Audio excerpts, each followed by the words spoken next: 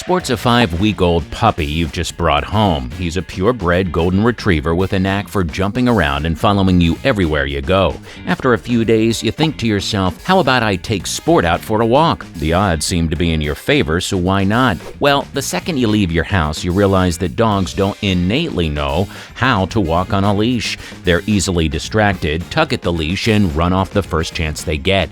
You're in for a workout. You manage to take Sport back home and swear off taking him out ever again, but is that feasible? No, Sport has to go on walks for his health. But when's the right time? How do you train him? In today's video, we'll be telling you how to leash train your dog without all that pulling. It's pretty easy, actually. At the end of this video, you'll be eager to go on a walk with Sport again.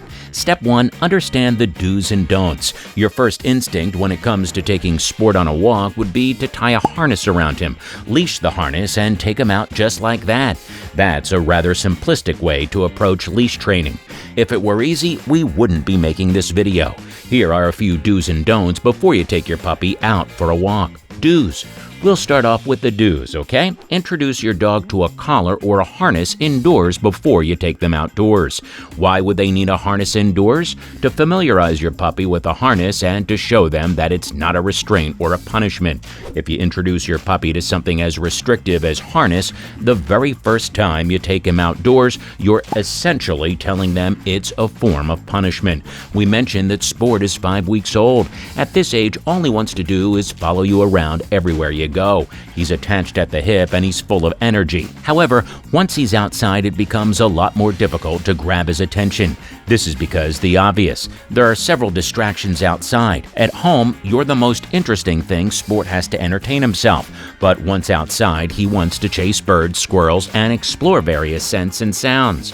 What's the best age to take a puppy outdoors? 16 weeks or 4 months. Now that might sound like a long time, but the first 4 months of Sport's life would be spent in introducing him to various scents and sounds to keep him from being distracted by them once he's finally on a leash outside. During this time, you can take your puppy on a short walk outside of the home, in the driveway, or a few blocks down the street, but never too far.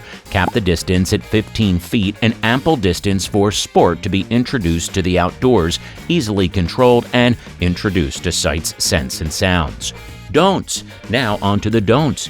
Never yank the leash. Sport's a good dog. He's young, energetic, and easily distracted. Nothing to punish him for. Even if you're only yanking at the leash to protect your dog, it still translates as a punishment in their minds. Sport will grow to resent the leash since he now associates it with pain. In fact, dog trainers are constantly trying to get dog parents to forego the common practice. It does more damage than good. Reinforcement is necessary when it comes to training a pet to do anything, but instead of focusing on negative reinforcement, trainers' advice focuses on positive reinforcement for better results. Step 2. Leash training at home. Sport is only 5 weeks old, and studies suggest the best age to take your puppy on a long walk outdoors is 16 weeks. What do you do in the meantime? Contrary to popular belief, dogs aren't innately trained to walk on a leash. Introducing Sport to the outdoors right at the get-go at 16 weeks will be more regressive than not.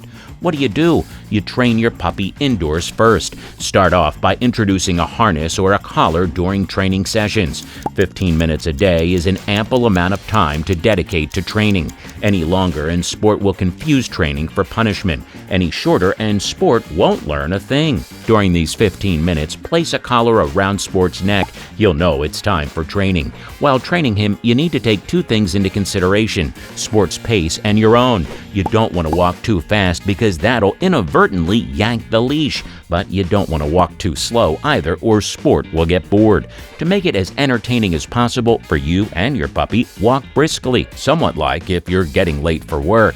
Another important thing to do during the first 16 weeks is to introduce your pet to certain words, sounds, or commands that garner their interest. For example, you might click your tongue whenever you want Sport to look at you, and when he does, you'll reward him with a treat. It's conditioning your dog, basically. The click is associated with a reward, and Sport will be more inclined to listen to you. Conditioning your dog indoors, where they won't be distracted by that many sounds, is a great first step. Once you take them outdoors, they'll be a lot more distracted and it'll be hard to get their attention.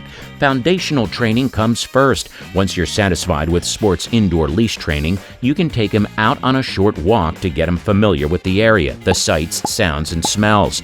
But remember, keep initial outdoor training sessions to a maximum of 15 minutes at first. Step 3. Taking Sport outside. It's the day you've been waiting for. It's finally time to take Sport out on his first walk. Now, is Sport 16 weeks old when you take him out for his first walk? Well, not necessarily. Step 2 was important because it allowed you to train your puppy for Step 3.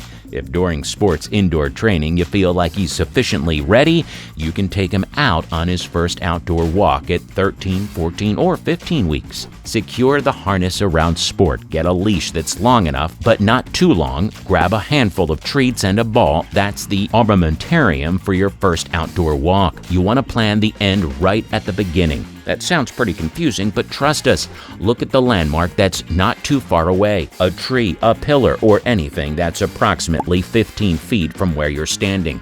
Once you've established your landmark, walk briskly with Sport over to the finish line and reward him once you're there. In between the 15 steps, try to keep Sport as engaged as you possibly can. It's right near impossible to get a dog to concentrate for 15 steps when it's their first day outside. Spin around to get his attention and reward him with a treat whenever he follows your direction. Not only will it keep Sport engaged, but it'll reinforce the fact that he has to follow your lead.